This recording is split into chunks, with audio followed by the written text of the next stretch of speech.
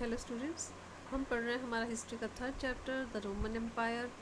और अब इसके अंदर जो है हम पढ़ेंगे पेज नंबर 66 और टॉपिक हमारा होगा इकोनॉमिक एक्सपेंशन, आर्थिक विस्तार। ठीक है, तो अब हम पढ़ेंगे स्टार्टिंग से इस टॉपिक को। The empire had a substantial economic infrastructure of harbour, mines, quarries, brickyard, olive oil factories etcetera. अब ये जो एम्पायर था इसमें बहुत ही ज़्यादा विस्तार था, विस्तृत जो इंफ्रास्ट्रक्चर था किस चीज़ का, हार्बर्स का बंदरगाहें वगैरह जो होती हैं, माइंस का, क्वेरीज का, ब्रिक यार्ड्स का और ऑलिव ऑयल फैक्ट्रीज, ये सब चीज़ों का बहुत ही विशाल इकोनॉमिक इंफ्रास्ट्रक्चर था। Wheat, wine and olive oil were traded and consumed in huge quantities.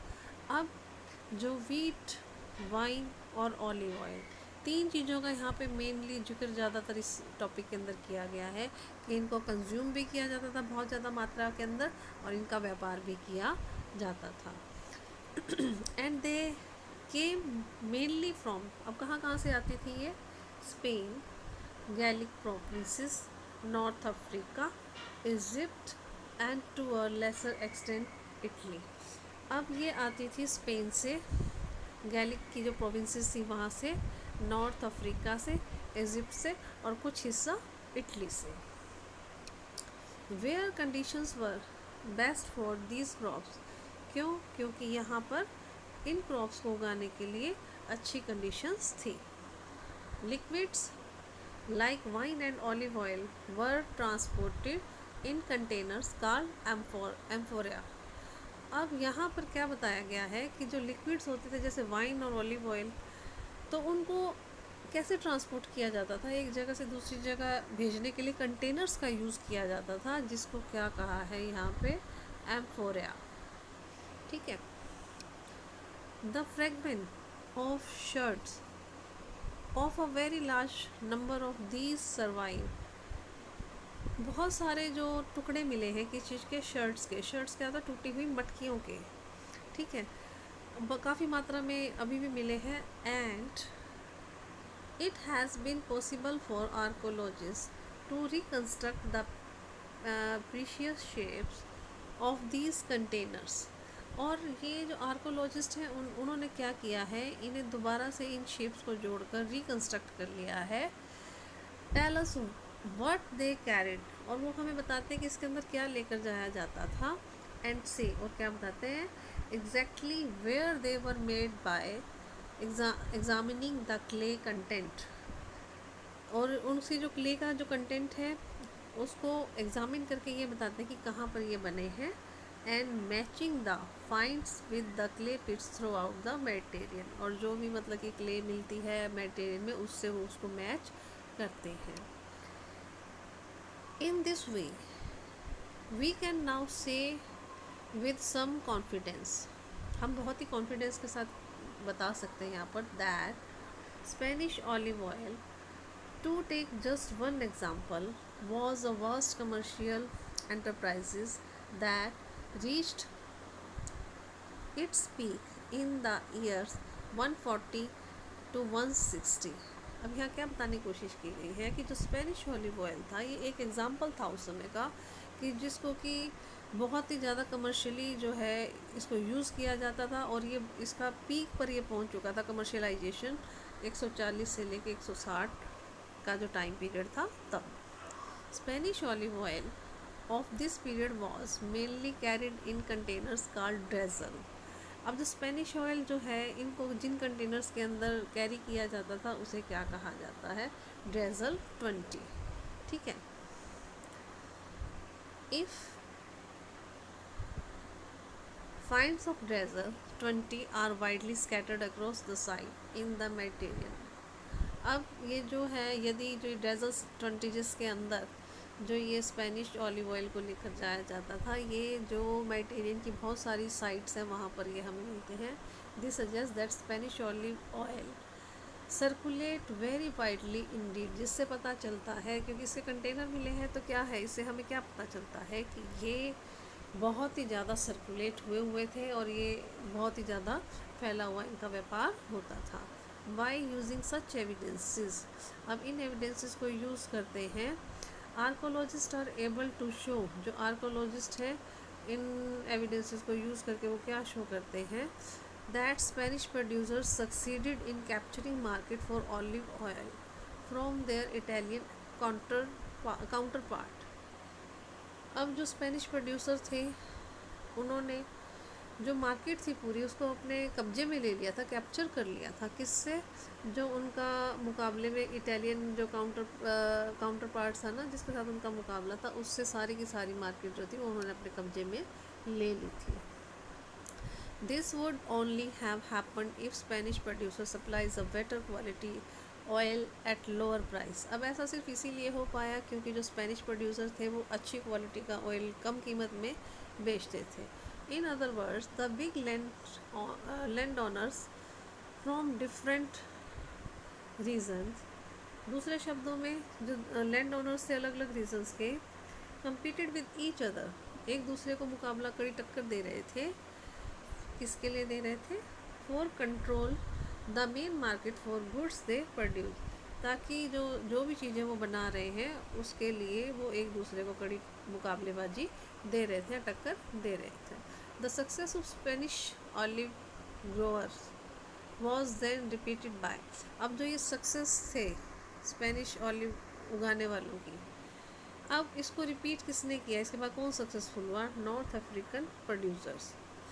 Olive estates in this part of the empire dominated production through the most of the 3rd and 4th centuries। अब जो olive estate थी इस हिस्से के अंदर इस empire की, उनका पूरा दबदबा बना रहा 3rd से लेकर 4th सेंचुरी तक। लेटर आफ्टर 425, और उसके बाद 425 के बाद north African dominance was broken by the east. अब जो नॉर्थ अफ्रीकन का जो डोमिनेंस प्रभाव जो दबदबा बना हुआ था उसको किसने तोड़ा? ईस्ट ने। In later 5th and 6th century the Aegean, south Asia Minor, Syria and Palestine become major exporter of wine and olive oil. अब जो ये कंट्रीज़ के नाम लिखे हैं ये बन गए थे मेजर एक्सपोर्टर, किसके? वाइन के और ऑलिव ऑयल के। And containers from Africa show a dramatically reduce presence on Mediterranean market. और एकदम अचानक से जो अफ्रीका के जो कंटेनर्स थे उसकी प्रेजेंस ख़त्म हो जाती है। कहाँ पर? मेडिटेरियन की जो मार्केट थी वहाँ से। Behind these broad movement the prosperity of individual region rose. अब ये जो मूवमेंट हो रहा था एकदम से अपना आगे से आगे जो प्रोस्पेरिटी लोगों की आ रही थी, इस एरिया के लोगों की वो ज़्यादा बढ़ रही थी। And fail depending on how effectively they could organise the production and transport the particular goods and on the quality of those goods। अब ये इससे क्या बता रहे थे इस तरह से कि जो वो उनकी जो डिपेंडेंसी है वो किस प्रकार से कम हुई और किस प्रकार से कितनी इफ़ेक्टिवली उन्होंने ऑर्गेनाइज़ किया अपने प्रोडक्शन को और ट्रांसपोर्ट को, और किन चीज़ों का, जो पर्टिकुलर सामान वो बनाते थे उन चीज़ों का, और कैसे उस सामान की जो क्वालिटी थी उसको उन्होंने मेंटेन किया। Next paragraph. The empire included many region that had a reputation for exceptional fertility. अब एम्पायर में बहुत सारे ऐसे रीजन्स थे जिनकी रेपुटेशन थी किस चीज़ की? भाई वहाँ पर जो फर्टाइल ज़मीन बहुत ज़्यादा है, जो फर्टिलिटी है बहुत ही ज़्यादा थी। Campania in Italy, Sicily, Fayum in Egypt, Galilee, Byzacium और साउदर्न गॉल एंड बेटिका, ये कुछ ऐसे देश थे were all among most densely settled, बहुत ही घने यहाँ पर लोगों की आबादी थी, और wealthiest part of the empire, और बहुत ही अमीर हिस्सा था एम्पायर का। अकॉर्डिंग टू द राइटर, अभी किसके अकॉर्डिंग ये बात है? एक दो राइटर थे यहाँ पे। कौन कौन से राइटर्स हैं? स्ट्रैबो एंड पेलिनी, उनके अकॉर्डिंग ये उन्होंने कहा है राइटर ने, ठीक है। The best kind of wine came from Campania, कहाँ से आती थी अच्छी क्वालिटी की जो वाइन थी? Campania, Sicily, Byzacium, exported large quantity of wheat, और साथ ही मतलब सॉरी जो अच्छी क्वालिटी की जो वाइन थी वो आती थी कैम्पेनिया से। सिसली और जो वेजिशियम था ये यहाँ से बहुत ही ज़्यादा मात्रा में जो वीट है वो रोम को सप्लाई किया जाता था ज़्यादा क्वांटिटी में। और गैलीली वॉज डेंसली कल्टिवेटेड, जो गैलीली था वहाँ पर बहुत ही घनी जो कल्टीवेशन जो थी वो की जाती थी।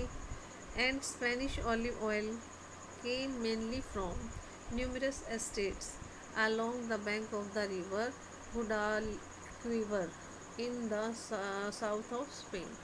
और जो स्पेनिश ऑलिव ऑयल था वो मेनली कहाँ से आता? बहुत सारी एस्टेट से आता था, जो कि कहाँ पर लोकेटेड थी? River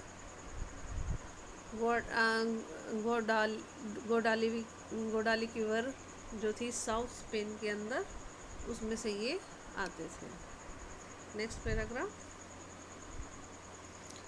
On the other hand, large expenses of Roman territory were in a much less advanced state. For example, अब यहाँ पर क्या बता रहे हैं? दूसरी तरफ जो बड़ा हिस्सा था रोमन टेरिटरीज़ का, जहाँ पर बहुत ज़्यादा फैली हुई जो रोमन टेरिटरी थी, बड़ा हिस्सा जो था बहुत ही लेस एडवांस स्टेट थे। जैसे कि एग्जांपल यहाँ पे क्या क्या बताया है, रीज़न बता रहे हैं यहाँ पर। ट्रांसह्यूमेंस क्या होता है कि एक जगह से दूसरी जगह माइग्रेट जो लगातार टाइम के अकॉर्डिंग सीज़न के अकॉर्डिंग होते हैं। जो ट्रांसह्यूमेंस था was widespread in the countryside of Numidia, जो नुमीडिया का जो गांव का एरिया था वहाँ पर क्या था? ट्रांसह्यूमेंस होता था, मतलब लोग जो थे एक जगह से दूसरी जगह माइग्रेट होते रहते थे seasonal. These pastoral and semi nomadic communities were often on the move. अब ये जो पेस्टोरल कम्युनिटीज़ थी ये ज़्यादातर लगातार मूव करती रहती थी एक जगह से दूसरी जगह। Caring their own shape huts, जिसका नाम क्या बताया है इन्होंने? मैपेलिया, मतलब ओवन शेप की इनकी हट्स होती थी, उनको लेकर एक जगह से दूसरी जगह ये मूव करती रहती थी। As Roman estate expanded in North Africa, जैसे जैसे जो रोमन स्टेट्स थी रोमन अफ्रीका की तरफ बढ़ी, the pasture of those communities were drastically reduce, जो पास्चर लैंड थी बहुत ही तेज़ी से इस कम्युनिटी की कम हुई। And there movement more tightly regulated, और बहुत ही कम अब इनकी मूवमेंट होती थी, क्योंकि पास्चर लैंड जिसके लिए जाते थे एक जगह से दूसरी जगह वही कम हो गई थी। Even in Spain the north was much less developed, Spain के अंदर भी जो नॉर्थ का एरिया था वो बहुत ही कम डेवलप था। And inhabited largely by a Celtic speaking peasantry, और बहुत ही कम जो लोग थे वहाँ पर नहीं सॉरी इन जो ज़्यादातर लोग वहाँ पर कौन सी लैंग्वेज बोलने वाले रहते थे? कैल्टिक लैंग्वेज बोलने वाले जो पिजेंट्री लोग थे वो पहाड़ की ऊंचाइयों पर गाँव के अंदर रहते थे, जिसे क्या कहा जाता था? कैस्टेला।